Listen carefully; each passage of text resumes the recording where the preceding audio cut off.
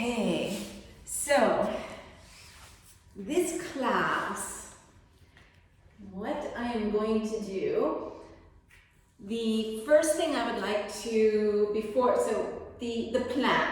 plan is that I'm going to do kind of a Vinyasa class to warm up,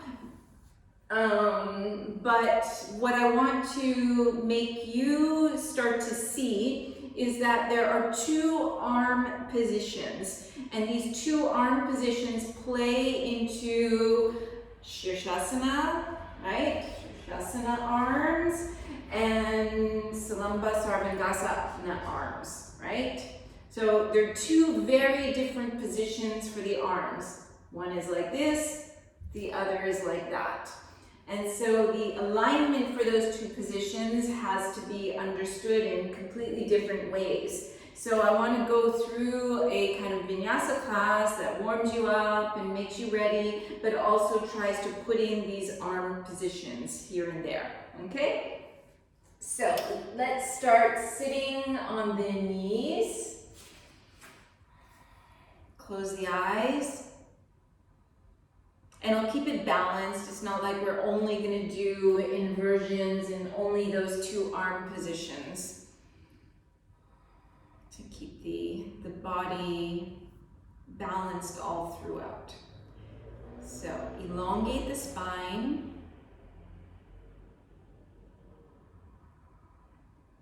Begin to bring yourself inwards.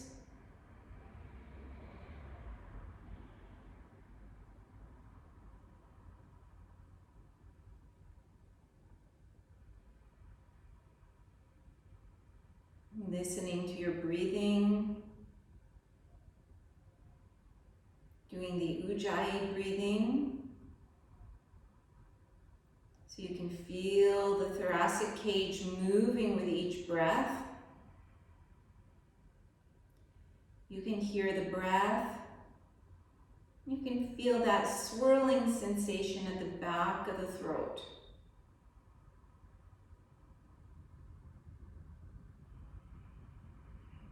Trying to make both the inhales and the exhales the same length.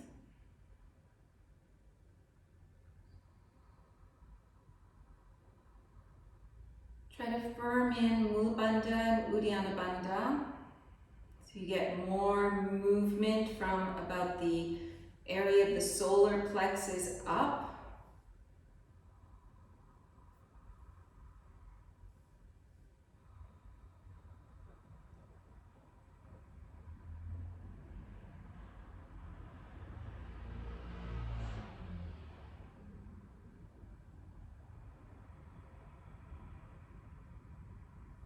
And bring the palms together.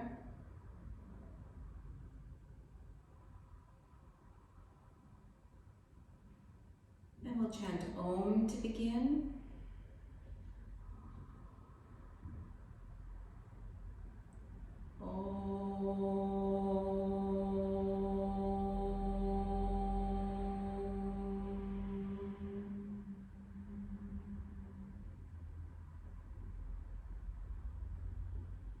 Opening the eyes, you're going to bring your fingers alongside your body, just onto the fingertips.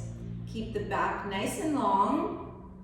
And then turn the palms upwards. Reach the baby side finger away from you. So you feel the spreading of the lower part of the shoulder blades when you do this. And then reach those up. Turn, gaze to the thumbs. Exhale, coming down, fingertips down. Inhale, reaching out as you come up, gaze to the thumbs. Exhale, down. Inhale, raise the arms. Exhale, down. See if you still feel the lift of Mula Bandha, the lift of the thoracic cage. Inhale, reach out and up. Exhale, down. One more like this. Inhale. Exhale. Keeping the right fingertips down. Open the left palm. Raise it up. slide your left fingertips away and just get a nice little lateral bend for the spine. Keep the neck long, you can soften that right elbow, and then inhale, come up, left fingertips down, bend the left elbow, exhale over this side. Inhale up, exhale to the side. Inhale up, exhale. Working back and forth with your own breathing. It's warming up your spine, but as you're doing this, see if you still feel the lift of Mula Bandha, the firming in of the lower abdominals. So even if you're moving from side to side, you feel this lifting of the thoracic cage right from between the sitting bones. Finishing the last round. Releasing the hand, interlace the fingers behind you, and notice when you release the fingers, the heads of the shoulders roll forward. Okay, so this is normal. We need to keep that. We don't want to be, it doesn't mean we're collapsing our chest and doing something like this, where see how my collarbones stick out? We don't want that. We want the collarbones to rest nice and elongated, but the shoulder joint is moving forward. Open the chest, and then from here, lift the chest up towards the ceiling, let the head come back, arc slightly back. And then bring your hands in front of you on the knees, exhale, round the back. Inhale, hands behind, open the chest. Exhale, hands forward, squeeze the belly in with that. Inhale, open the chest. Exhale, forward. And you're not going to your maximum range of movement, just warming up the back, moving with your breath, noticing if you're able to keep the bandhas.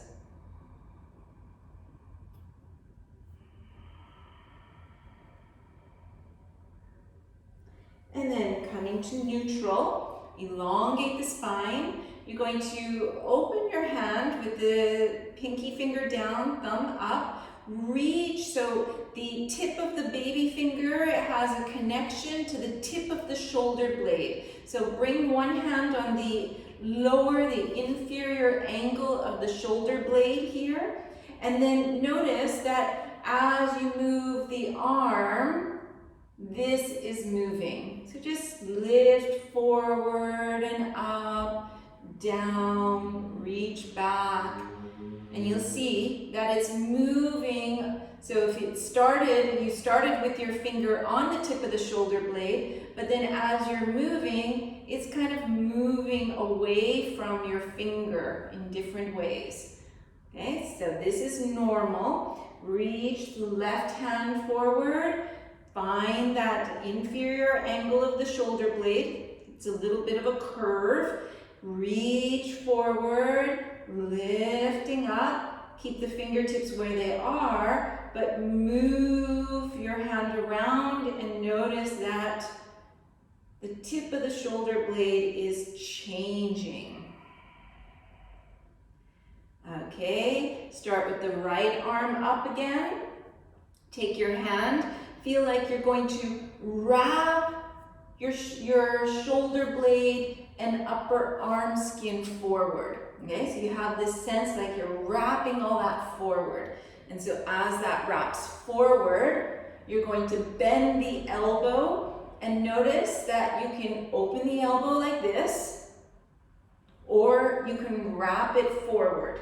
Okay, so when we're doing headstand, we don't want it out here, we want it here. Okay, so now you're going to use your hand to lift and bring that back. And so ideally the elbow is still in line with the shoulder joint, and it'll depend on your flexibility. A lot of people will stay about here, okay? So don't have the urge to let the elbow turn outwards. Keep the elbow forward, okay? So you're reaching that back, and notice your hand can come onto the back, and then you're going to let go of your arm, your hand, and then you're going to stretch your left arm out and turn your thumb downwards, and then you notice how the shoulder rolls forward a little bit. Okay, then you're going to get your fingers. See if you can hold on here. If that doesn't happen, you can just hold your t-shirt and you can walk your hand up a little bit or just stay here. Or you get your fingers and then you're trying to reach your elbow up, open the chest, reaching this other elbow, but not where you're pulling the shoulder down. And then you're going to release. Bring the left arm up. Take your hand on the shoulder blade. Feel like the shoulder blade is going arcing up towards the ceiling. Wrap the outer arm forward. Keep that wrapped forward. And then bend your elbow. Okay, so keeping the elbow, not letting it turn out. Keeping it forward. The hand is touching the back. Reach the right arm out. Place the thumb so the thumb is pointing downwards. Bend at the elbow. Notice the head of the shoulder rolls forward a little bit, and you want that to happen. And if you're not getting, you could just hold your t-shirt, or if you have a yoga belt, you could also do that. Okay, so stretching out your arm here. And then releasing, bringing the hands in front of you and pulling with the hands, coming up onto the hands and the knees. Bring the wrists under the shoulders, the knees just slightly behind the hips. Use your fingertips into the floor, press into your hands, and try to elongate through the spine. Feel the sitting bones reaching in one direction, the crown of the head reaching in the opposite direction, firm in around the navel. Feel you're softening the elbows so you're not locking into the joints, and then press slightly into the hands and feel like this space between the shoulder blades is slightly lifting up. And then if you hold there, firm in all the muscles, this co-contraction of the muscles. If you do this, then it starts to heat up the body.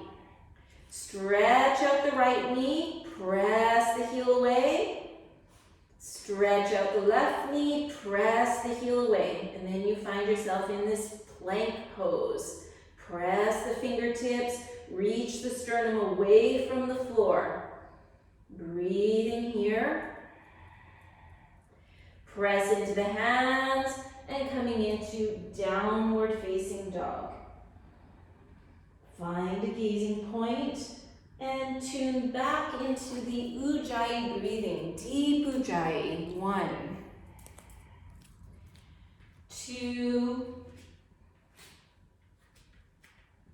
3, 4, and 5. You're going to swivel the elbows so it looks like the insides of the elbows are turning up towards the ceiling. Bend the knees, place the forearms down to the floor, pick up the hands, interlace the fingers, keep the skin of the elbows stuck on the mat. Misty, move, come. Go over here. And then you reach your sitting bones behind you, walk them away. So you feel like you're stretching and lengthening the underarms, maybe between the shoulder blades. So you're not sinking into this. You're trying to feel like the rib cage is slightly reaching away from the floor.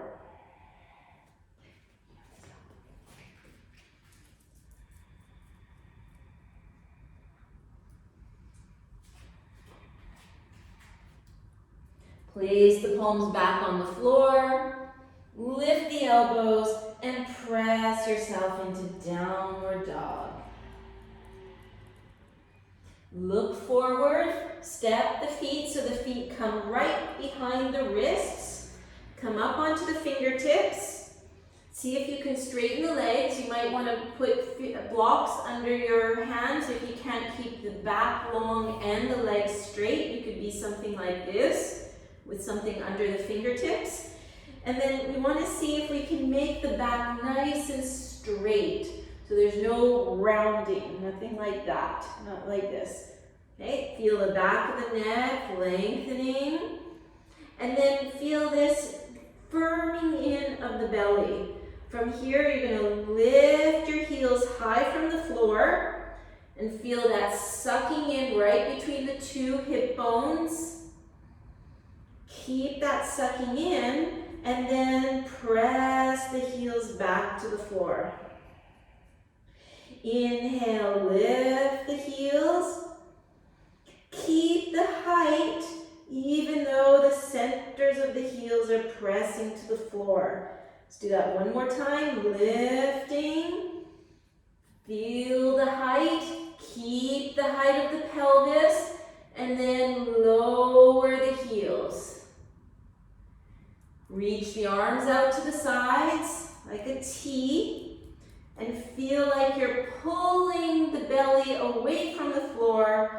Sternum away from the floor, lengthening the occiput right behind the skull here, away from the tailbone. Press into the feet. Inhale, reach the arms up to the sky. Exhale, arms down. Bend the knees, hop the feet together. Inhale, raise the arms up. Exhale, diving over the legs. Feel the lift as you go forward. Inhale, lift, lengthen through the spine. Exhale, press into the hands. Lift the toes from the floor. Feel the weight in the hands. Soften the elbows and hop back, lower down, chaturanga. Inhale, upward facing dog. Exhale, downward facing dog. Find your gazing point and tune into your breathing. 1, 2, 3,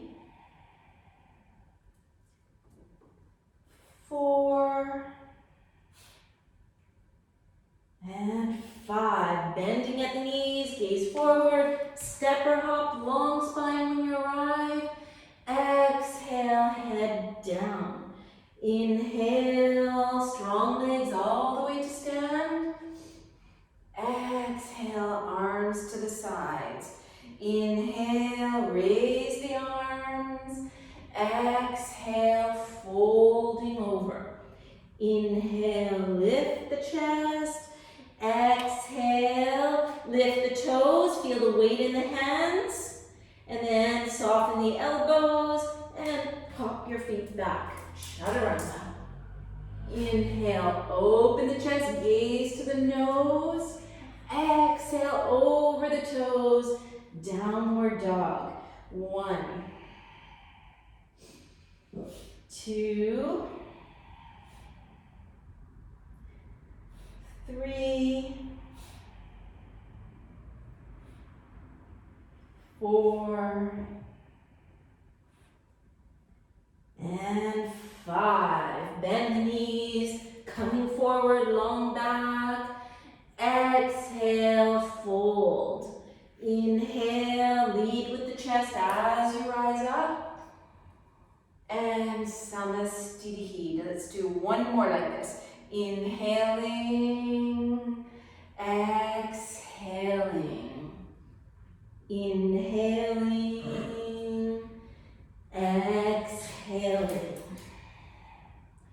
inhaling, exhaling, inhaling, exhaling. 1, 2, 3,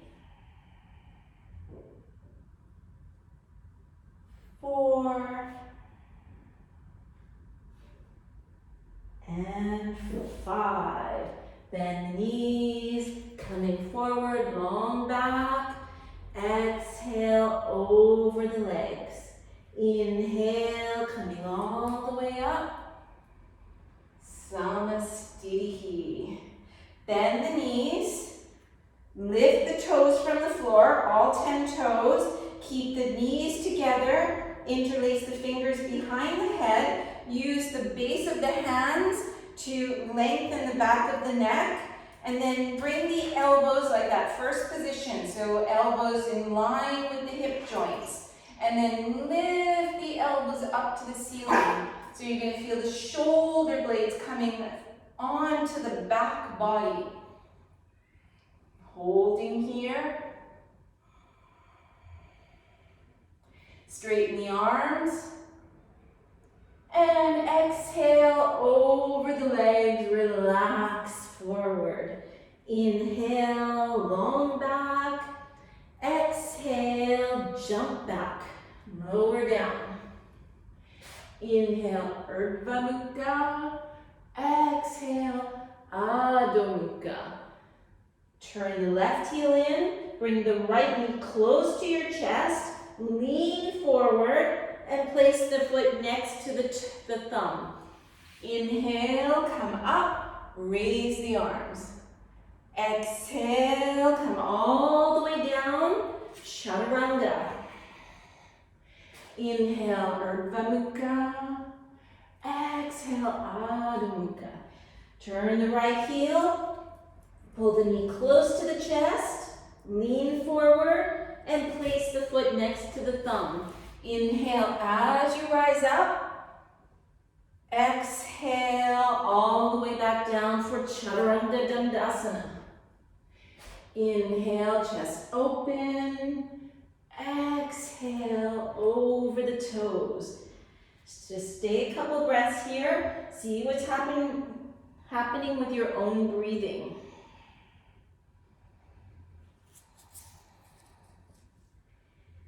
Lift the heels, bring your right knee close to you, lean forward into your fingertips, put your foot next to the thumb, and then bring your right hand on the top of the thigh. Press the top of the thigh down so it's about level with the front knee. Lift the back thigh, feel like it's lifting up towards the ceiling. So front thigh pushing down, back thigh lifting up. Press your left hand into the floor and see if you can use the pressure of that hand to open the chest to the side. Feel the back of the neck is long, finding a gazing point.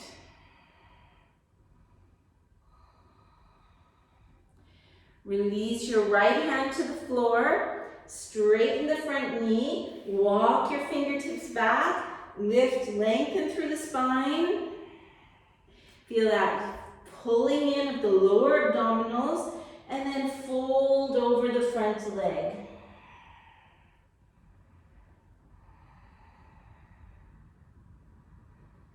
And then you're going to bend the back knee, walk your hands forward, and then keep the front knee bent, back leg straight. Start to pick up that leg and bring it parallel with the floor. Press your fingertips into the floor, reach the chest away so the back is nice and straight, and both hips the same level. And then maybe from there you start to work to straighten the standing leg.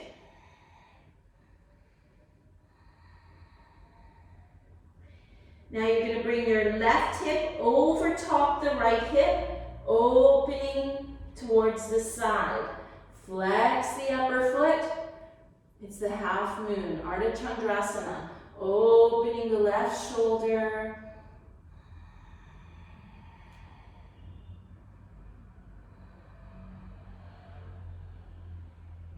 And left hand comes down. Lower the back foot. Step back. Chaturanga. Inhale. Exhaling. Lift the heels, pull the left knee close to you, lean forward, place the toes to the thumb, Right hand stays on the floor, left hand on the upper thigh. Press the thigh down, but as you're pressing that down, the thigh also is resisting the pressure. And then the back thigh feels like it's lifting up towards the navel, and at the same time, lifting up towards the ceiling. Keep the pressure into your right hand, turn towards the side.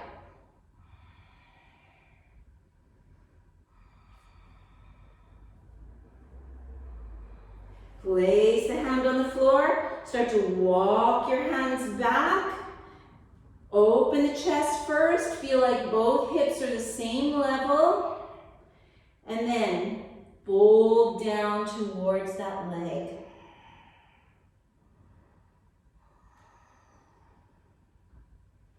Bending the knees, walking your fingertips forward.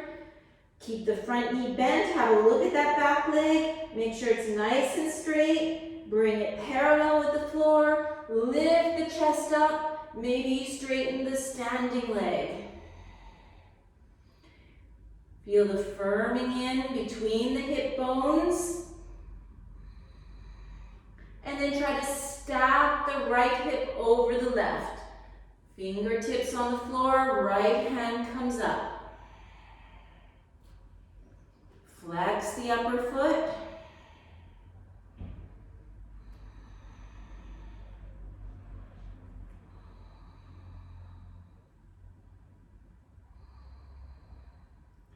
And lower the hand, lower the foot, stepping back, chaturanga. Inhale, upward dog. Exhale, downward facing. Take a few breaths here. 1, 2, 3, 4, and 5. Bend the knees, gaze forward, step or hop, long back. Exhale over the legs. Inhale, bend the knees, raise the arms, Utkatasana. Exhale, Samastiti. Inhale, Utkatasana. Exhale, fold over the legs. Inhale, lift, lengthen through the spine. Exhale, chaturanga. Inhale, Urdhva Mukha. Exhale, Adho Mukha. Turn the left foot on the floor at an angle. Bring your right knee close to the chest and bring the toes directly between the thumbs. And Parshva Konasana. Open to the side, left arm over the ear.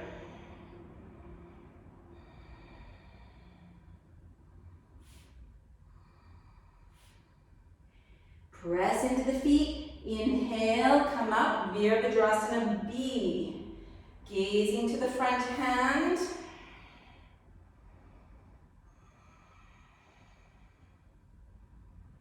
Left arm down the back leg, reverse warrior.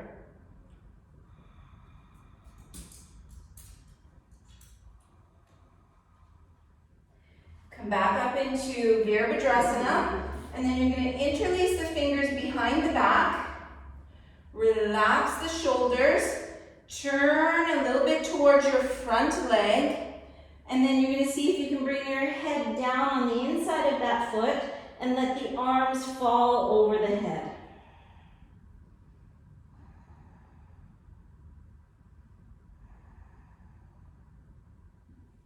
Release the hands. Place them to the floor, step back, chaturanga. Inhale, open the chest, gaze to the nose. Exhale over the toes. Turn your right heel, pull your left knee close to your chest. Bring the toes right between the thumbs and Parshva Konasana, gazing to that upper hand.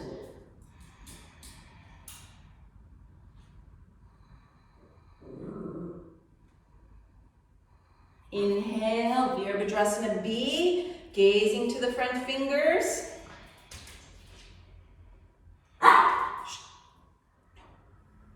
Reversed warrior.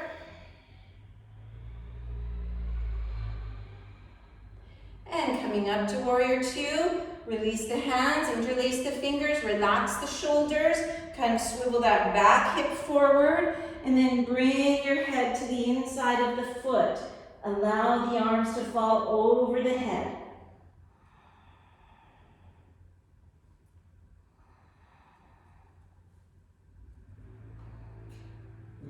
Release the hands, place them to the floor, and step back. Chaturanga, belly in. Inhale, upward dog. Exhale, downward dog. Bend the knees, gaze forward, step or hop forward, lengthen through the spine. Exhale, over the legs. Inhale, Utkatasana, raise the arms up. Samastitihi. Okay, you're going to straighten the arms out in front of you.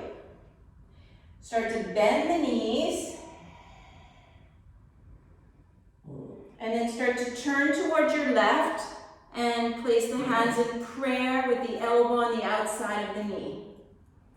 Press the hands towards one another, broadening through the collarbones. And then pick up the left foot and step it behind you.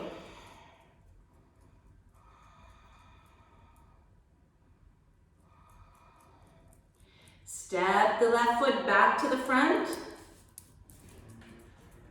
Bring the arms in front of you. Turn towards your left side. Place the elbow on the outside of the knee. Open the chest. Spread the elbows apart. And then step the right foot back.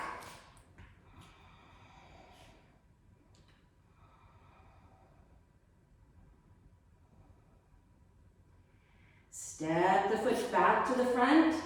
Inhale, raise the arms. Exhale, fold over the legs.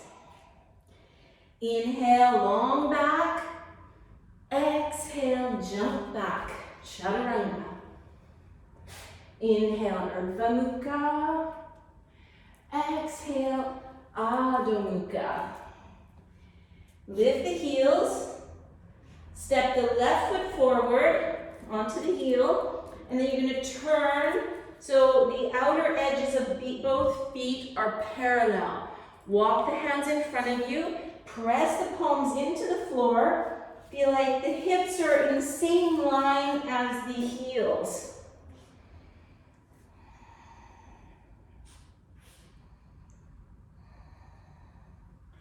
Slide the hands back, finding chaturanga arms, lengthen through the spine, and then exhale, folding forward. From here, press the hands firm into the floor. Feel the shoulder blades anchoring onto the back body. Feel the arm bones going into the shoulder sockets. Press the hands down and forward and squeeze the elbows as if you're squeezing a box between the elbows.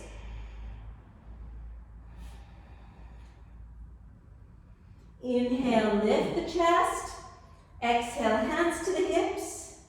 Inhale all the way up to standing. Exhale here. Inhale, the arms open to the side.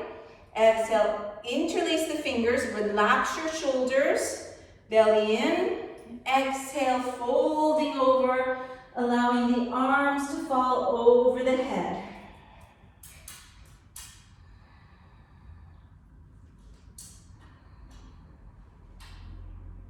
Inhale, coming back up. Exhale, hands to the hips. And then you're going to pull your heels in, bring the hands on the inner lines of the legs, and bring the knees over the heels. And then from here, press into the hands, lift the chest up. So either staying here or picking up your right arm, Bending the elbow, left arm out beside you, bend the elbow, and bring the hands together behind the back.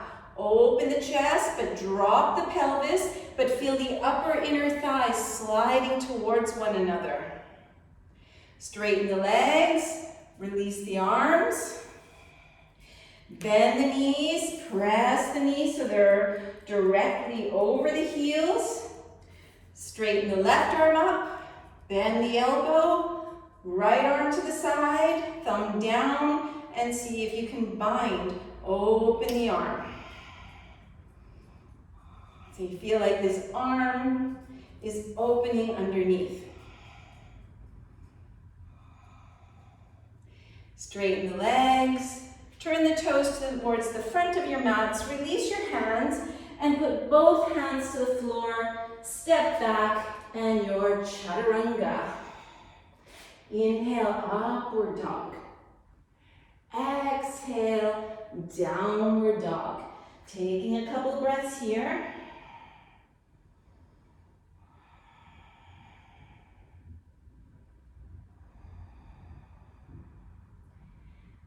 And you're going to come forward, jump forward, and come onto the knees. Knees about the same width as your wrists were. Tuck the toes under behind you. Feel like you can get a hold of your rib cage, and then lift your rib cage up. Like you yourself is lifting you away, so your pelvis feels like it's firming in, and then your rib cage reaching away. Bring your arms beside you, like this, palms facing down. Flex the fingers back. And then notice when you slide your hands back, the heads of the shoulders come forward. Okay, so you're going to slide your hands back, lift the chest, let the chin stay a little bit like a tiny little Jalandhara Bandha. And then maybe you exhale back and bring the hands onto the heels. You can let the head go back. It's just very hard for me to demonstrate that and talk at the same time. So I see a lot of you doing what I was doing. It's not really correct. When you come up from the lower belly, middle belly, chest, and chin last. Keep the toes as they are. Just sit down, stretch out the back.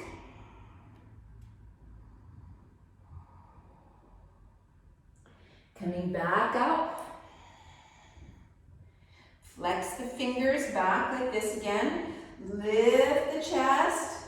You can let the head come back. As the hands go back, the tops of the trapezius kind of roll forward, and this can help protect the neck along with this sense of chin neutral and this little bit of Jalandhara Bandha. You know, Jalandhara Bandha is technically here, but we have the sense like we're trying to find it even though the head is going back. Okay, so you can try. I can watch if you want to see if you're doing. Here, I'll demonstrate first.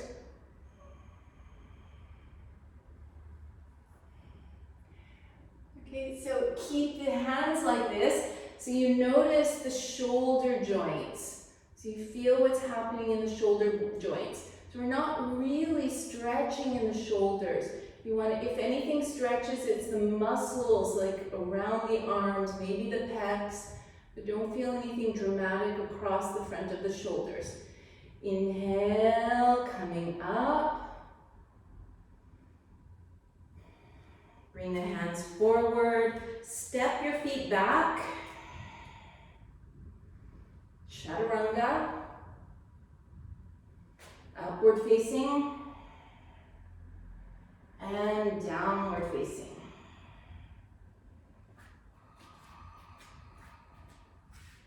Bend the knees, gaze forward, and step through or jump through to a sitting position. Bend the knees, hold behind the knees, and see if you can get your low ribs onto your thighs. So they're stuck here. Then bring your hands behind the Achilles tendons. Kind of pull in this direction without it moving, so you feel the chest lifting. And then keeping this connected here, thighs and low ribs, start to press the heels away. If your mat's really sticky like me, you have to kind of do one at a time. And then keep the arms under the shins and keep the back of the neck long.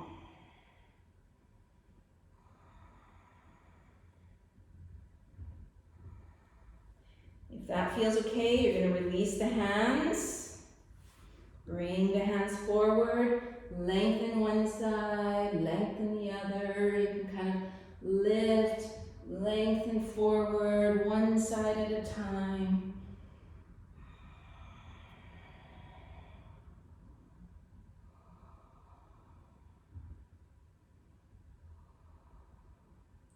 Inhale, lift the chest up.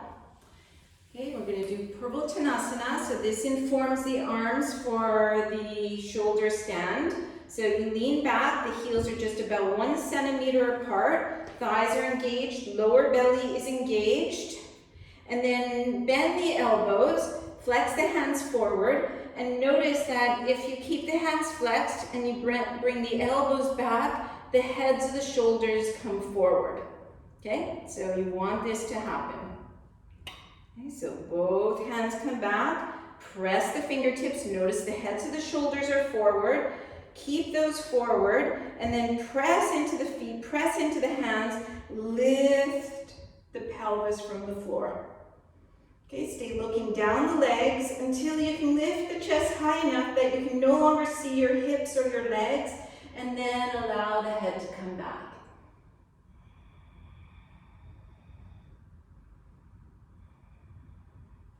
Lower down. Okay, so we're going to try this. I'm not sure it's going to be feasible for everyone, but swivel the elbows slightly towards one another. They don't come narrower than the wrists though. You don't want them turned out like that. Okay, you want the elbows about the same width as the wrists, and then you're going to lean back and place the forearms on the floor. Okay, so this place here, the very front of the shoulder joint needs to stay connected. So if this feels like too much, you just don't do it or stop wherever you need to. You're going to bend your knees, lift the pelvis, and then bring your pelvis forward, lower it down, straighten the legs. Okay, keep the chin in, shoulders rolling forward. So this essentially, you could say this is shoulder stand, okay, but you're just not upside down. But it's pretty much the same movement. If you want, you can bring your feet, go forward a little more, and straighten the legs and pull the chin in.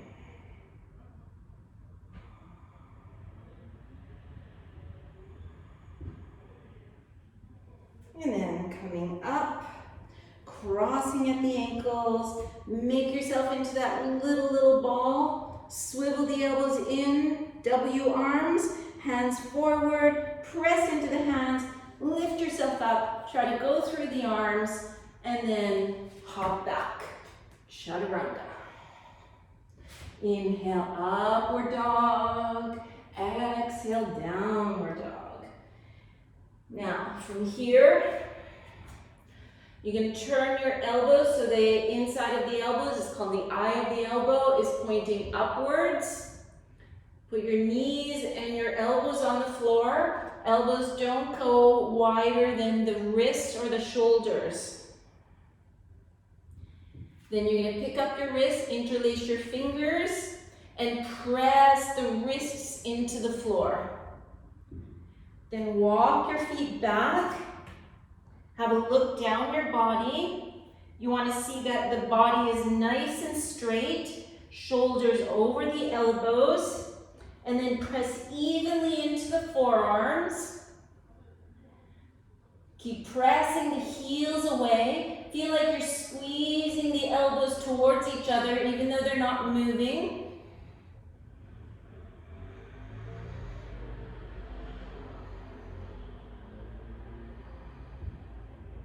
Feel the shoulder blades on the back body. Press the heels away.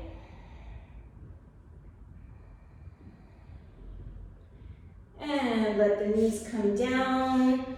Arms extend out in front of you and into an extended child's pose.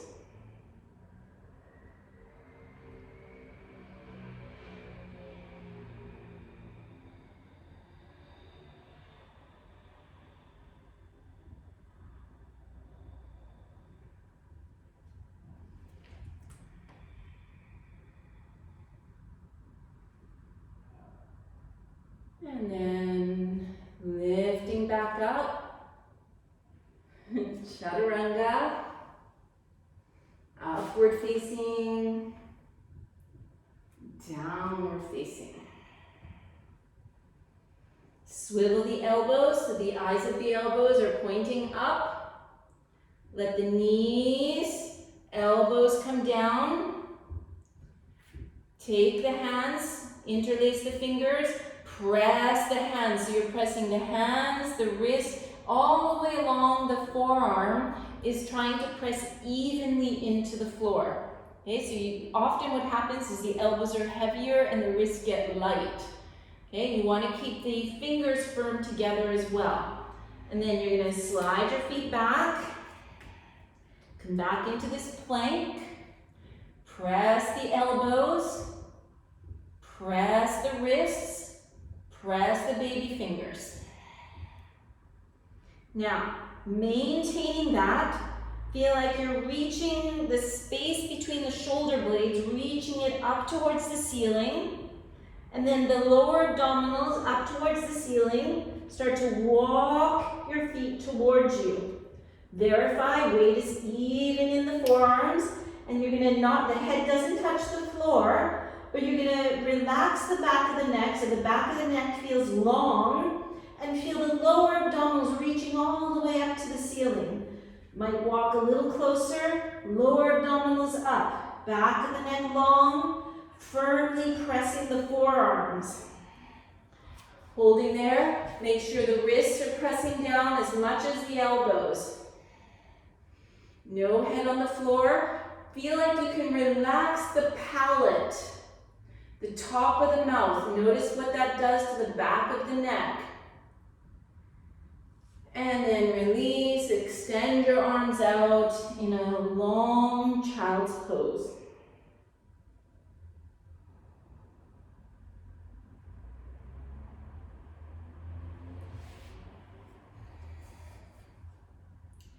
You're going to come up to a sitting position. Okay, because I want to show you the next one because it's kind of weird. So the next one, you cross the fingers, and you keep the baby finger under like usual, and you make your triangle, right, with your forearms. So we're not bending at the wrist. We try to keep the wrist as if it's part of the forearm here. Okay, so we find our triangle, and then we bring the hands right behind the head. Okay, so you might need to change whatever you have in your hair, you'll see. And then you're using the base of the hands here to kind of lengthen the back of the neck. Okay, so that we're not scrunching in the headstand. We don't want to be scrunching into our neck. Okay, and then, so you hold that, and then you reach the forearms up. And then, so the next part's going to be a little weird. You're going to have to place this onto the floor. So first lengthen, okay, feel this, and then memorize the feeling inside your body, how that feels, that lengthening feeling. Okay, then place your triangle on the floor, and this part you're going to need to watch. Okay, so just watch the first time, because often what happens is when I'm saying lift from the lower abdominals, relax the palate, the head already comes to the floor. Okay, so we don't want the head coming to the floor so quickly. Sorry, my top, it's gonna hide everything. You don't want the head to come to the floor so quickly. You want to first feel like the palate is the top of the mouth. You want to feel like the palate is relaxing. And this is somehow, it's connected to back here, and it tends to make space and lengthen and relax this area. So you don't get neck pain, or at least not as much neck pain, hopefully. You don't get any. Okay, and then when you're leading to come up, you're leading with the lower abdominals. You're not leading with the sitting bones. Okay, because if I lead with the sitting bones, it ends up making my belly stick out and gets into a back bend. If I lead with my lower abdominals, it leads to firming in this area and helping me understand to put the shoulder blades close to my rib cage. Okay, so that we're not in a banana, right? And when we're in that banana, what happens, so it's easier to balance because you have the curves, but you don't have control, so all the weight is just falling down, right? You're not pushing in your arms to keep everything out of crushing into your head. Okay, so you find your triangle, you relax the palate, you pick up from the lower abdominals, feel the shoulder blades on the back, and I'm walking forward until at some point it feels very natural that the crown of the head comes on the floor. Okay, now this is going to be a bit awkward. Now I want to keep the shoulder blades onto the back, but I'm going to lift my arms. And so the exercise is this: going forward, coming up. And try to keep this feeling like the rib cage is pulling in. So it has a sense like the rib cage is pulling in towards the back body. Okay, so it's a little harder than it looks, so give it a try. I'm going to watch and see if anything happens here that doesn't look right. So think about when you lift up and do it consciously. Really feel like the lower abdominals are guiding you. The palate is relaxed. Elbows as wide as the shoulders. And then from there, once you walk forward enough, the crown is on the floor. Then bend the elbows, lift the wrists, but feel like the neck doesn't change position. Yeah, Jan, your neck changed a little bit. I can see your face look confused. Yeah, so you feel this sense like it's a block, so that you've got your whole shoulder girdle solid. Because this shoulder girdle is becoming like our pelvis for the standing positions. And it's a good strengthener. Some of you, I can't see your shoulders, so I'm not sure what's going on, but once you've done a few times, come back to rest, or once you're finished with that exercise, come back to rest in the extended child's pose. So I know everybody's finished.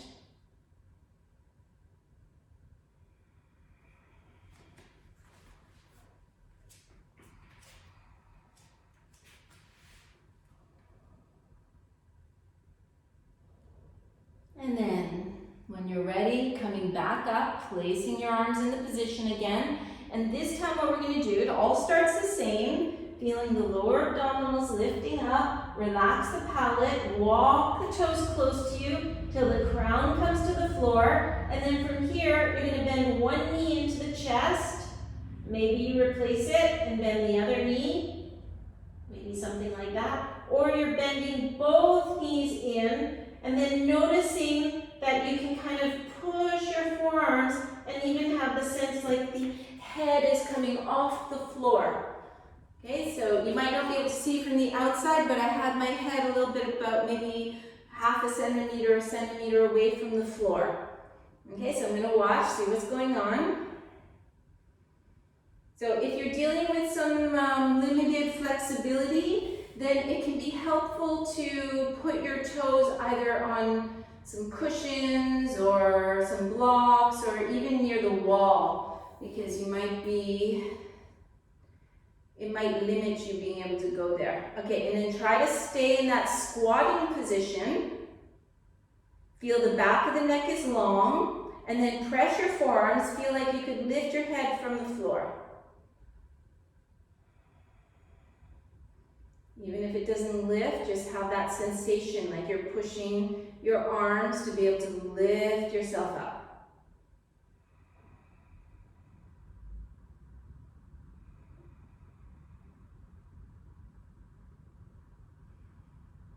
Once you're finished, everybody shows me they're finished by coming into a child's pose. And then I know I go on.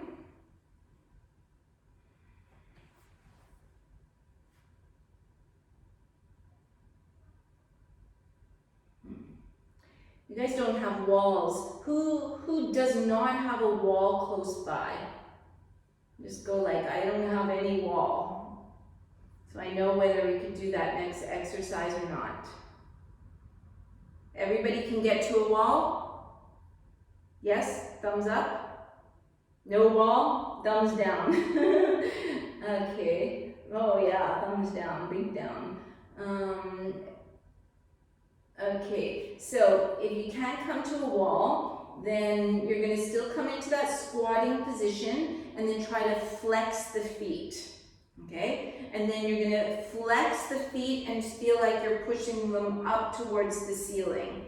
Okay, as I can't spot you, I thought it's going to be a little easier next to a wall, but you can try, Gabrielle. I think you're strong enough. It's just you have to get a little bit more confident with your balance, and I'll watch you. But otherwise, what I'll show the others is you're going to come. Some of you have probably done this before, where you come and you bring your feet to the wall like this, so you get an idea of where your head should be. So my head should be around the pelvis here.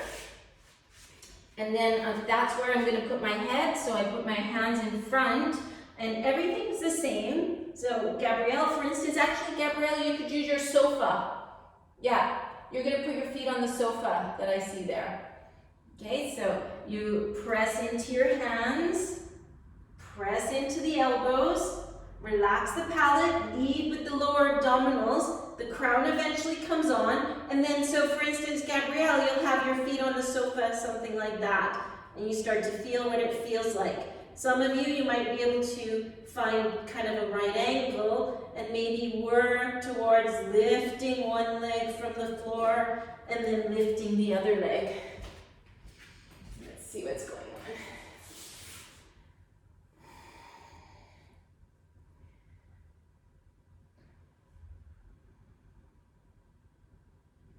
Just make sure that whatever, because if you fall, nothing happens as long as you don't fall on something.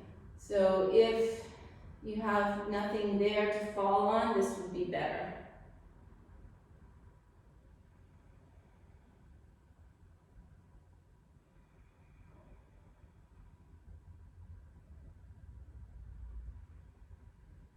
Cecile, I think you don't have a wall there, do you?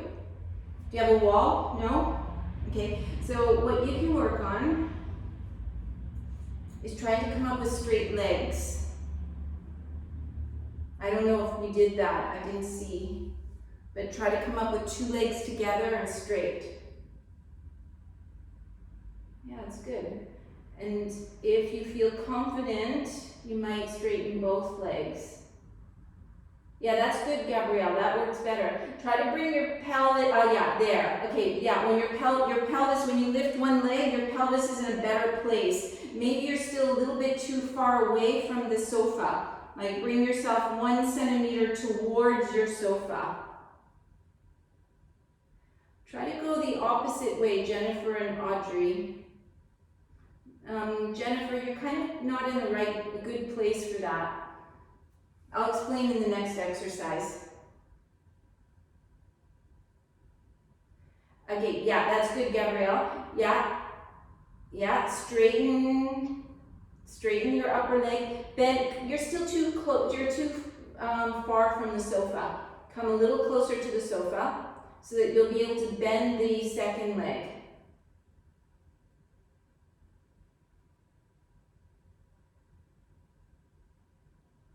Flex the upper foot up. See, nothing happened.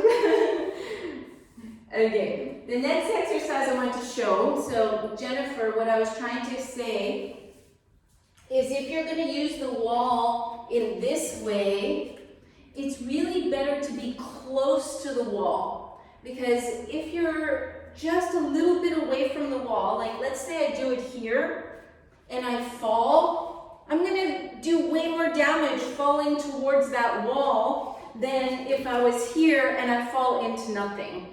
Okay, so it gives you this false sense of security to have the wall just a little bit away from you, right? Because in fact, falling into the wall when you're, like if you're really close to the wall, nothing happens. But if I'm like half a meter away from the wall or something, then usually when you fall, you kind of roll. You end up in the summer, it just happens instinctually.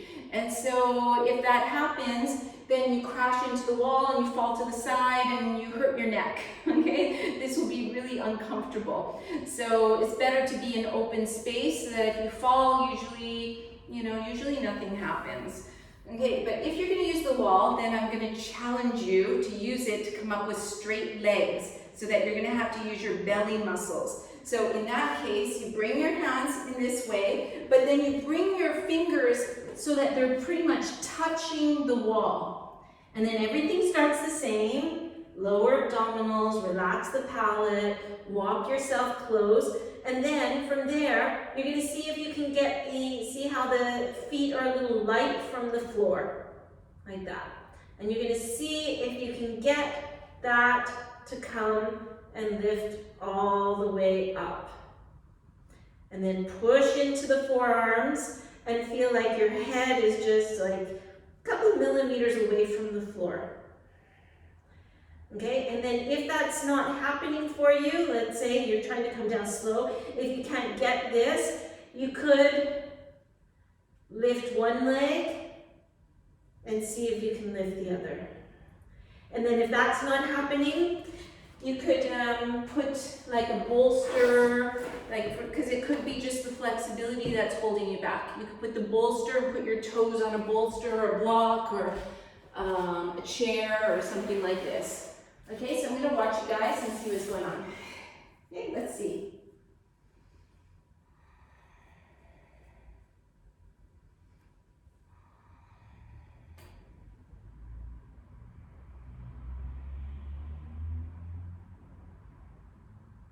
Feel like the skin of the neck is sliding away from the floor. Yes, that's good, Jennifer. And actually this builds your confidence as well when you can come up with straight legs. So I find when you can get up with straight legs, you can control it more and you have a little more confidence. Jen, you're too far from the wall. Nancy, I think you're crashed on the wall. It's hard for me to tell from this angle, but it looks like you need to bring your pelvis forward a little. Let's see, Gabrielle, what's going on? Try to flex your upper foot when you come up. Try to firm in the belly. Flex the upper foot and push it up like you're pushing the foot up towards to hold the ceiling up. Yeah, and just get that other foot light from the sofa. Yeah, exactly. That's really good.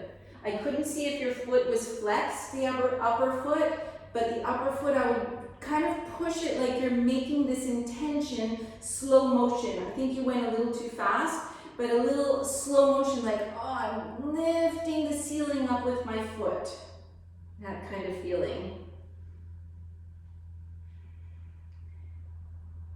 If you are doing this easily, Cecile, what you're going to do is bring your legs parallel to the floor and try to hold it there.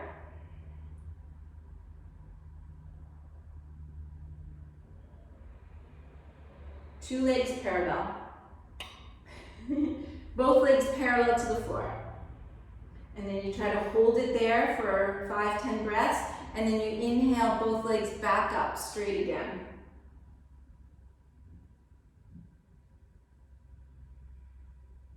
If you've had enough, because I'm not sure how much you want to try. If you feel like, oh my God, this is just too much for me, or it's enough for me, come into child's pose. So I get the idea like, okay, you guys have had enough. It's harder to judge through Zoom than it is in person.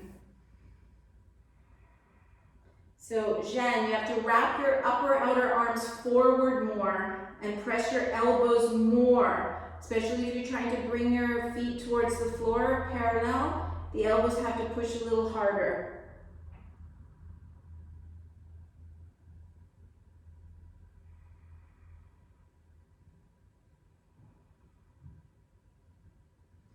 Those who feel like they've had enough of that, if you happen to have some blankets, this could be good for the shoulder stand. If you don't need to. You don't need to have them.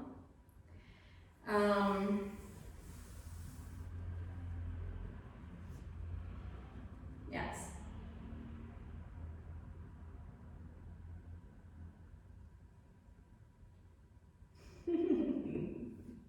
That's good, Gabrielle.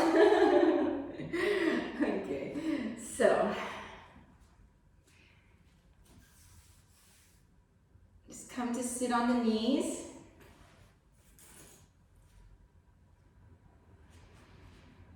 Okay, so I want to talk about the shoulder stand. So you can use a blanket, or you can use the fold your mat, or you can use neither of those. You can just do it right on the mat. If you're going to hold the position for longer, it's better to use a blanket. Okay, so, and if you've got any issues in your neck already, it's better to use the blanket. So I'm not sure, what do you guys want? Do you want me to show you with blanket or without blanket? Go like this for with blanket. Do you want the blanket? Yes, yes, yes. Just put your thumbs up, it's more clear for me. Yeah?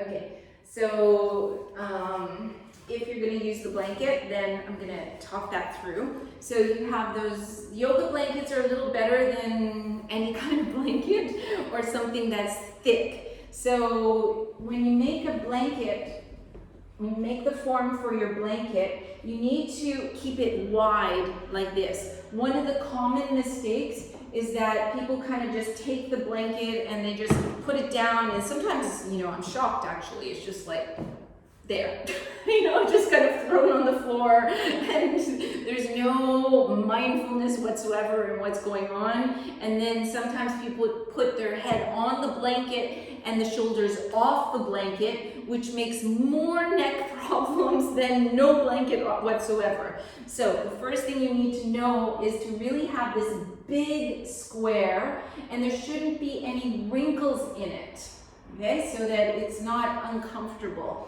And then you put the blanket, your rectangle, it's not a square actually, it's a rectangle, close to the end of your mat. You just need enough place for your head here. So I've got about this much, okay? And then you flatten it out, and then you take your other part of your yoga mat and you fold this up and align it with that ridge. Okay, so this is important. I find it's important because if I have a sticky mat, then my elbows, my arms aren't slipping around so easily. If I do this with just a blanket, I feel like it's harder to keep my arms in place, right? Because they just want to slide, well, you're like this, and they just want to slide open in this way. Okay, so I would start here, and then I'm going to show you, let's see, at an angle like that. And this is really kind of different than it was different from what I was taught originally, and I think it's different than a lot of people teach. But after some time, often what people do is they interlace their fingers, and then they stretch and pull something like that, right? And then bring your chin down. Okay, so let's just try that sitting up for a moment. Unless you have neck problems, you don't do this bad version, but you gonna interlace your fingers and then just pull your hands away and reach as far apart, far away as you can, and then try to reach, and then try to put the chin down. And feel that, and then release. And now the next version is what I've been showing you, is the hands just reach away, and then you feel a little bit, so actually when you start first, you want to have the head of the shoulder just 1 millimeter up. Okay, so it's the opposite. If you bring your shoulder 1 millimeter up, it tends to help soften these muscles. So if you just reach your hand and you feel these muscles on the shoulders, and I don't know, a lot of us, they're really hard from, you know, sitting on computers and stress and everything. But if you lift up just enough, not where you're lifting and engaging these muscles, but lift from here, then it tends to soften them. I don't know if you can notice that. It's very, very subtle. Okay, and then from there, keeping this arm back, and then interlace the fingers, and then bring the head down. So I have space here. I don't know, for me, it's like night and day, those two positions. The first one I showed you makes this stretching feeling all through here, which isn't necessarily a good thing, because when we're in this pose, we want to give some length to the back, but we don't, like when I say the back is the neck and the upper back here. So we want to give some length, but we don't want to overstretch those muscles. If you're basically when we're in our daily lives, we're kind of something like that, right? On the computer, driving, or reading, or looking at text. And so those muscles are already, for a lot of us, they're already overstretched. So when we come to this shoulder stand position, we don't want to go into that even more. Okay, so we want to find stability first, basically. You know, one of the mottos I think for Ashtanga should be stability before flexibility. Okay, so what I'm going to show you is you're going to lie down. You can watch first if you need to. You lie down. You have to get the hair out of the way if you have longer hair. And you come to the edge of your mat and make sure you have about 1 thumb length. Let me see. Thumb length between the edge of your mat and the top of your shoulder. So that if you were to reach here, it's like, oh yeah, my thumbs fit. Okay, and then, let me see, I have to go to the other side. She wants attention. Then you feel like the heads of the shoulders slightly come up towards the ears, and you press your elbows close to the waist. So the elbows already have to be close to the waist. If you start with the elbows far apart, then you're not going to get the arms closer together once you're up. The back of the head is into the floor, and then the test is you need to be able to have strong abdominals. You need to be strong to do this pose. If you're not, you're going to hang out into your neck once you're, I think I'm too close. Once you're up, you're just going to hang completely into your neck muscles. So pushing into the elbows. Okay, so I'm doing slow motion, so see how my pelvis moves. Push the elbows until I can get my hands on my pelvis, something like that. Okay, then from there, you know, you could stay here, maybe something like that. Okay, and so my arms are taking my weight, so my neck feels free. Otherwise, you can bring your legs back, and then use the hands to kind of like, I'm pushing my hands up. But as I'm doing that, I'm not overstretching my neck. I actually feel like I'm a little bit pulling this skin this way. Okay, because it's like Purvottanasana, right? I said when you come into Purvottanasana or Ustrasana, as you bring the arm back, it raises the shoulder blades a little bit.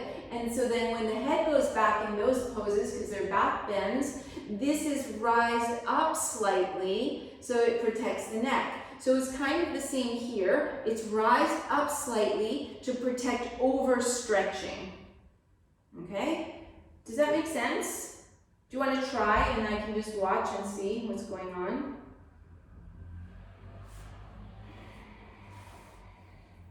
So I'm going to guide you. I'll talk it through. So first, bring the shoulders slightly towards the ears. So it feels counterintuitive. Jennifer, you're too close to the edge of your mat there. You're going to fall off. Yeah. Just come away a little bit. Yeah. No, I meant your shoulders were too close to the edge. That's what I meant. Sorry. Shoulders too close, because then once you lift up, you're going to fall off the little ledge there. Okay, so now bring your elbows close to the waist. Press the elbows into the floor and feel like the arm bone, even the upper arm bone, is pressing into the floor. So the top arm bone. And then bend your knees in. Try to roll up, so you have to use your abdominals. Put your pelvis into your hands. Okay, stop. See what's happening with the shoulders, what's happening with the neck. There shouldn't be pain. You don't turn and look around. And then, if you can, don't change the neck, but try to feel like your torso, you're using your hands to push your torso up towards the sky.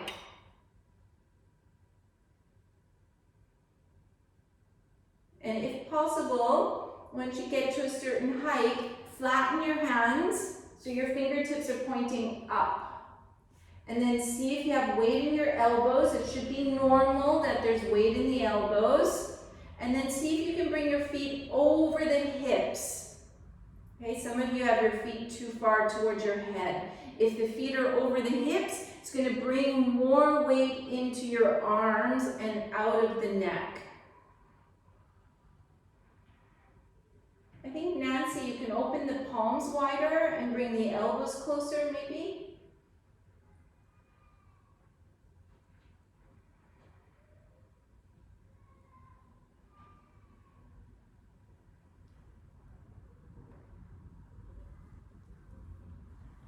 Okay.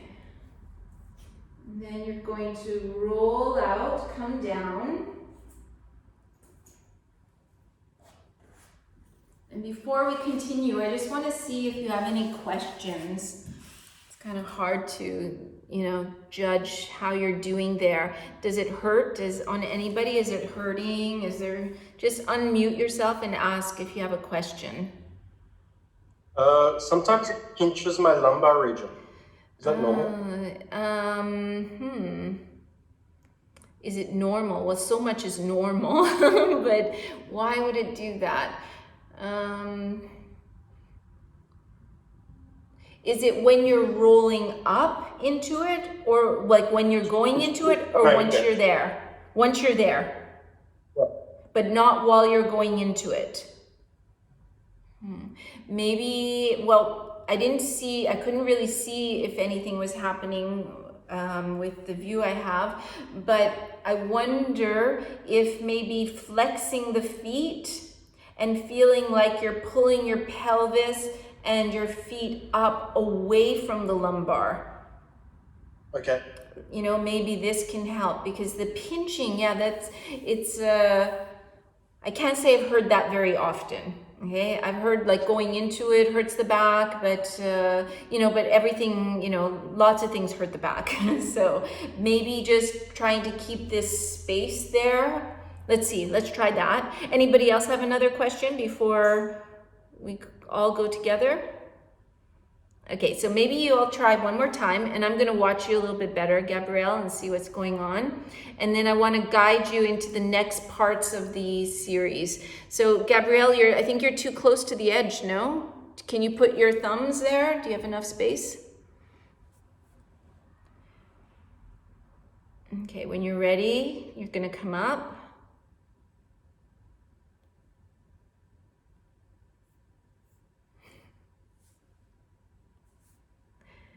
Okay, well, one thing I can see is, your elbows are really far apart, and then maybe flex your feet. I can't see your feet right now, but feel like you're reaching your feet all the way up to the sky so that you're not just letting the weight of the body go into the, the upper part of the body, but you're actually actively trying to reach some weight away from the body. Oh, Jennifer, you rolled right off the edge of your mat there. Only the head's supposed to be off the edge, not the shoulders. And then, I don't know if this will help or make it worse, Gabrielle, but bring your pelvis towards your hands. Your pelvis is too close to your head. Yeah. And then, I'm not sure again, but maybe your feet are because I can't see your feet, but it looks to me like your pelvis is tilted. So bring your feet so your feet are directly over your pelvis. So your feet away from you. Okay, it's going to make it maybe stronger in the arms, and you have to press your elbows a little harder.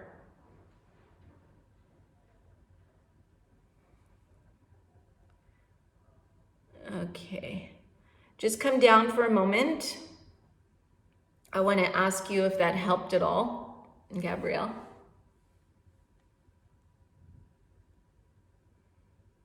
Yeah, it did help. Okay. Okay, so that's good news. So now what I was going to do is I was going to talk you through the rest of that sequence. Now, one of the things is that to be able to do the rest of the sequence, you have to have the pelvic girdle kind of over the shoulder girdle. Okay, so some of you are a little maybe stronger in the upper back. I can see that you're really slanted. And so then this is going to make maybe too much pressure in the lumbar back. Okay, so I'm just going to show you quickly. And hopefully you can hear me as I talk when I'm all muffled like this. With my pelvis too close to me. Okay, so again, my shoulders, I slightly bring them towards the ears, so I relax my neck muscles. I press the elbows into the floor. I'm going to roll into it, bring the hands, so I could stay something like this, or if I can, I'm pressing my elbows and I'm using my hands to lift myself up, right? Lifting, rolling my shoulders forward until I have this, something like that. Okay, now, if I see some of you that you're more here, then the next positions are going to be more challenging. Okay, so you might need, for instance, for halasana, you might need to do something like that for halasana, not to damage the lumbar spine. Something like this, or if you have your sofa there or a chair, you could put your feet on a chair, something like this. Okay, if you manage that you have more flexibility in the upper back, and the arms and the shoulders, then you're trying to still keep the pelvis over in the same place, and I'm folding over, holding my belly, and I want to feel like my sitting bones, it's like I'm pushing everything up so that I'm not hanging out in all my weight in my neck. And then from there, the fingers interlace, and you can push your hands into the floor as you reach this up. Okay, so let's see what's going on.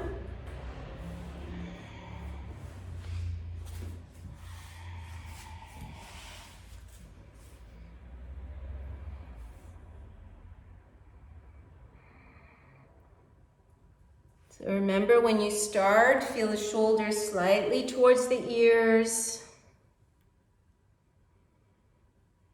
Ideally, the elbows don't go wider than the shoulders. So like Gabrielle, because you're strong, you'll have to do some extra exercises to lengthen those muscles a little bit. And I think Cecile a little bit too. Okay, so once you're there, feel like you're keeping the legs straight if possible. Come into the halasana position. So bring the feet towards the floor, yeah. And if you feel like your pelvis isn't in the right place, then maybe you're going to bend the knees. Jennifer, keep that feeling. See if you can put your hands on your thighs like I showed and push your thighs up. I don't know if you can. Yeah, no, keep the feet down. Oh, yeah, okay, now your back's in a good place. Yeah, that's good. Don't look at me though. Yeah, and then put your toes down, but keep that sensation like you're still lifting up, even though the toes come down. Yeah, good. And now interlace the fingers behind the back.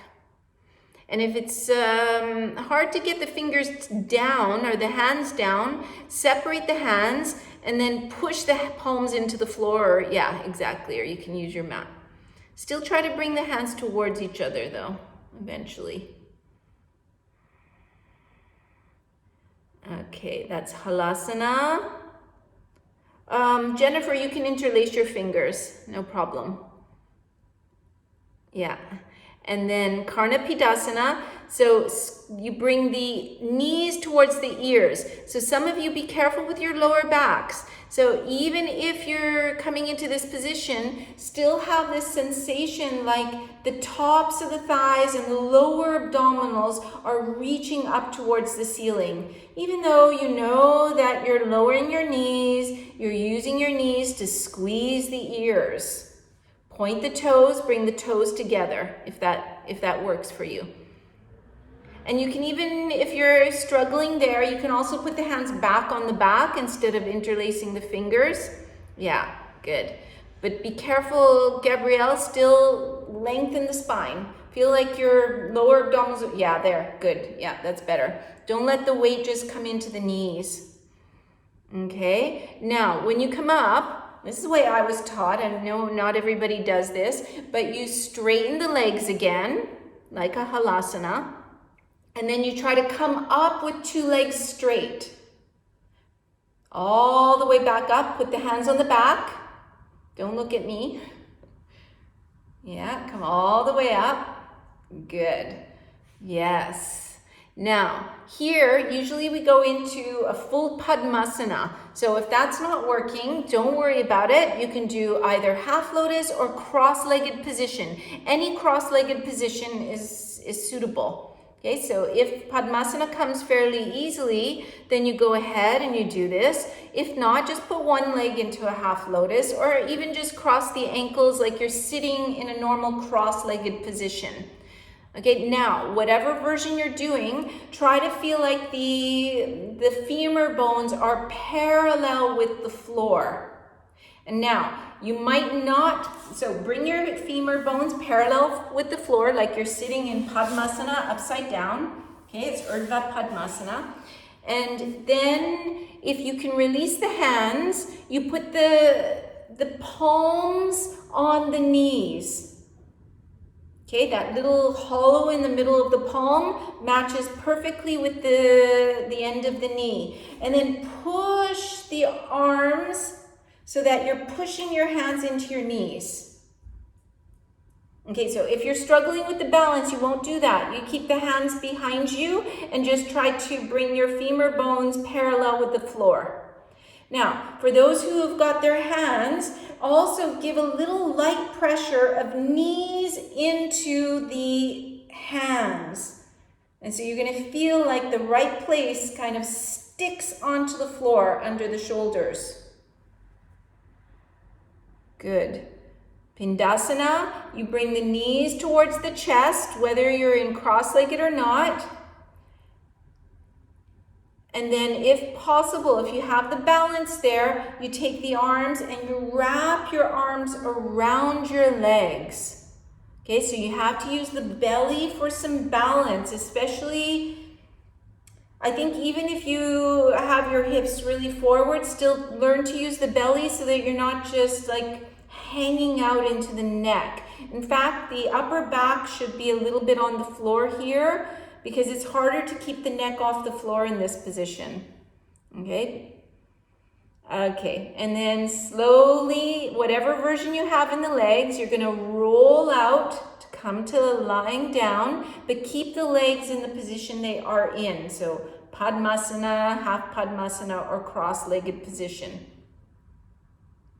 Then From here, press into the elbows, lift the chest, and bring the head, whichever part of the head touches the floor. So you want to keep a tiny little chin lock so you're not just going to your maximum extension in your neck. And you're pressing your elbows, lifting the chest for a little Matsyasana pose.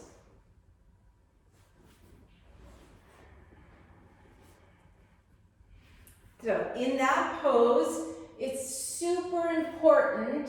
So push the elbows into the floor, reach, feel like the spine is pulling into the body, reaching up towards the sky. Okay, now keep that sensation like the spine is pulling into the body, and then lift the elbows from the floor. Then from here, keep the upper body as it is, unravel the legs, knees bent to start with and a little bit close to you, and then straighten out the legs, and then straighten out the arms. And verify that you feel like the muscles around the spine are pulling into the body, like they're going to come through the front of the chest. Okay, so you're strengthening all around the spinal cord to be able to do this. Yeah, you guys look good. Cecile, are you able to do like a little back bend there? Lift the chest off the floor. Okay, when you're finished, put the elbows down, tuck the chin, and if possible, you go directly into Chakrasana, a backward somersault. If that's not possible, just roll up and come out and do a little Vinyasa.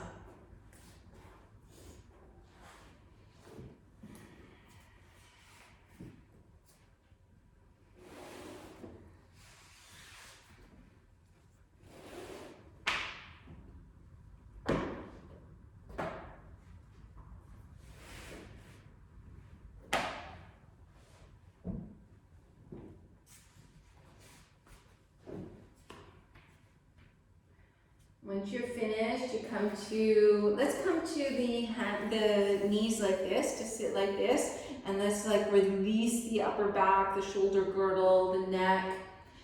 So bring the right arm in front like that. Bring the left arm over, intertwine the forearms. Reach the elbows up and away, press the hands away. You can kind of experiment. You can lift the chest, come down, lift the elbows, lift the chest, come down a little bit. And then find a couple positions that feel good for you, whether they're more forward or up or back. And then we'll take a few breaths in each of them. So we'll do 2 different versions. Find the 2 that work best for you. Close the eyes, soften the neck muscles, soften the jaw.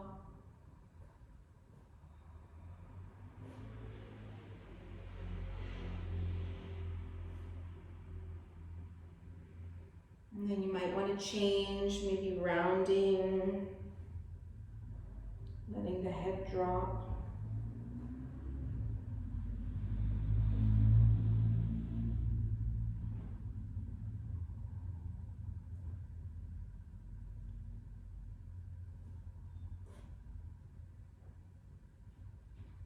And then lifting up and releasing. Bring the left arm in front, right arm over, intertwining the arms. Soften the neck, soften the jaw, and experiment lifting up, pressing the hands away, rolling a little bit forward. Inhale, lifting. Just going at your own pace, just noticing different areas that feel like they need some stretching out or releasing. And then find one, hold that for a bit. Close the eyes, the jaw releases, The eyes release, the forehead releases.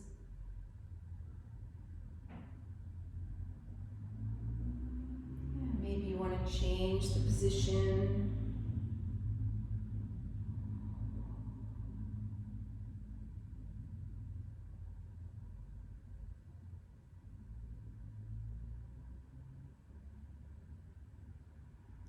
And then releasing. Okay, so the next position, you're going to sit up tall. Feel like the crown is reaching up. And then hands can be on the thighs. Without moving the neck, you want to feel like your chin is pushing back. So you could maybe put the hand on the back of the head, like this. And then keep the neutral neck. And then push the back of the head into the hand. Come forward, release. You could even put your hand on your chin here, like this, and then push back. Okay, they're both the same, just gives you different focal points. And you can also do it without anything. So you're trying to push the chin back without changing, so you're trying to make double chins. Like this, holding it, close the eyes, and then release, and then pull the chin, press the back of the head, relax the shoulders, and then release, and then again, pressing back.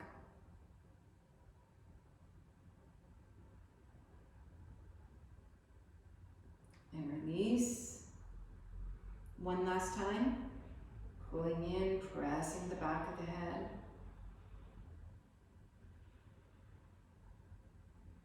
And release. This time you're going to interlace the fingers, bring them behind the neck. Like that. Pull the chin in. And then use your hands to open the chest. Kind of like what we did in the Utkatasana. Release. Okay, if that feels okay, then you bring the hands behind the head. Okay, if it doesn't, if you've got a more fragile neck, you're going to keep your hands on the neck. Otherwise, you bring the hands behind the head. Press the chin in slightly, maybe not as much as the first version, and then lift the elbows up. And then release. Inhale, lift the elbows up. So it's really minimal movement. Release. Pull the chin in, lifting up. And release. Last one we're going to do is tucking the toes and bringing your forehead close towards your knees. The rabbit, holding your ankles or your feet. And like you're going to roll over the head.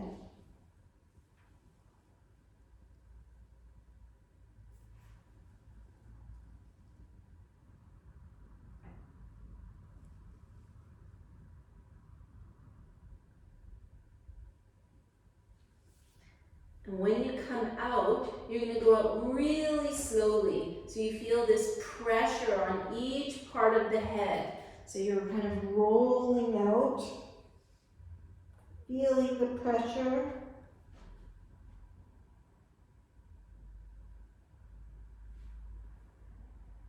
Till you can point the toes and come into a child's pose. Relax the legs. You can kind of sway side to side.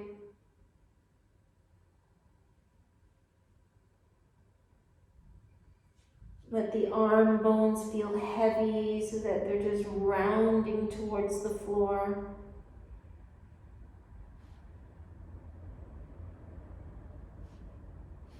Relax the jaw.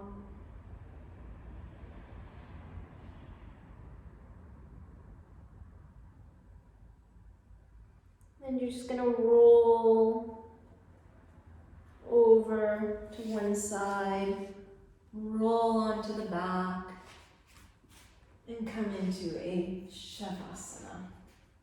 Separating the feet, separating the arms, closing the eyes,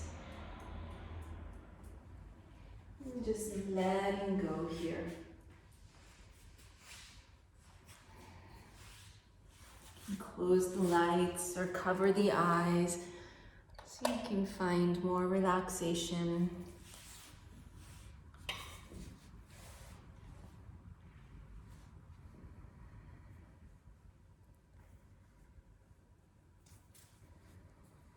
Relaxing the feet, the ankles.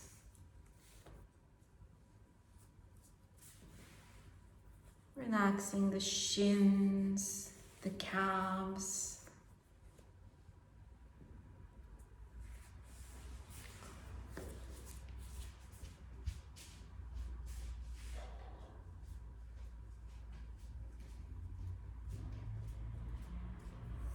Relaxing the thighs and the hamstrings.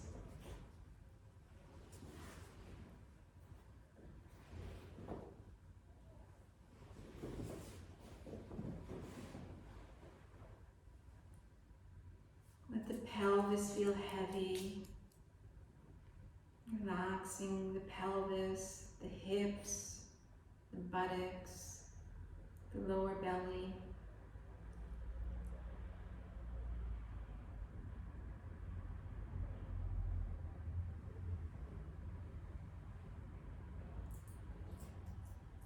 Relaxing the back and the chest, the back of the neck, the throat.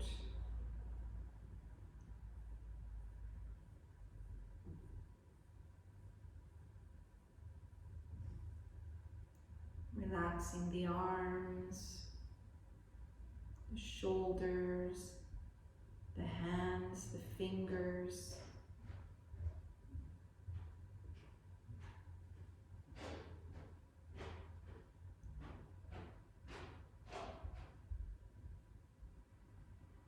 Relaxing the jaw,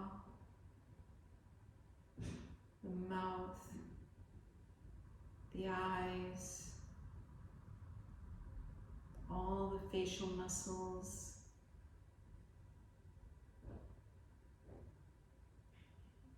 Relaxing the mind, relaxing the breath. Just resting still and quiet.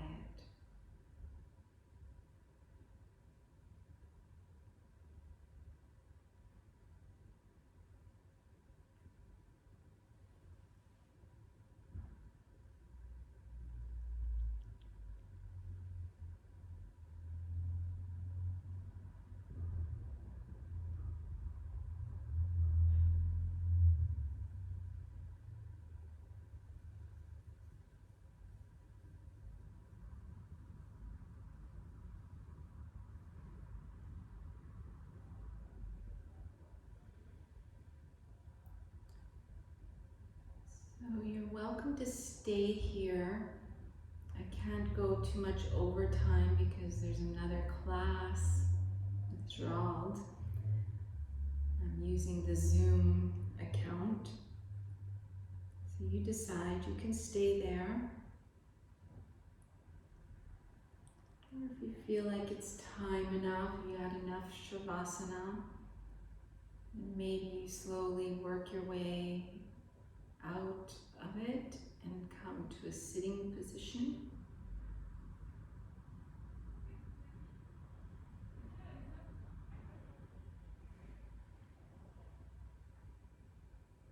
Otherwise, I can close the meeting.